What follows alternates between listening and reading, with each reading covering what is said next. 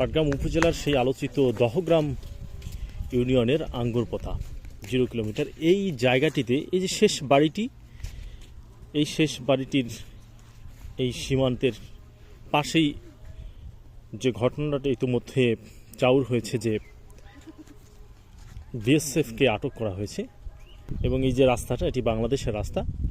আর এই যে দূরবর্তী অবস্থানটা দেখতে পাচ্ছেন সেটি মূলত হচ্ছে ভারতীয়। ছোট্ট একটা পোস্ট দেখতে পাচ্ছেন, এবং এই দিকে আর মাত্র কয়েক গজ বলা যায়, এদিকেও কিন্তু ভারত। 3 বিঘা করিডোর যেটা ভারত নিয়ন্ত্রিত, সেই 3 বিঘা করিডোর পেরিয়ে যে দহগ্রাম ইউনিয়ন, এবং এই দহগ্রাম ইউনিয়নেরই আবার চতুর্পাশেই কিন্তু ভারতের অবস্থান, অর্থাৎ ভারতীয় সীমান্ত। সুতরাং কতটা আসলে বেকায়দায় এই দহগ্রাম ইউনিয়নবাসী সেটা কিন্তু খুব সহজে অনুমান করা যায়। এবং এই যে 0 কিলোমিটারের একদম শেষ যে বাড়িটি দেখতে পাচ্ছেন, এটি একদম সীমান্তের শেষ বাড়ি।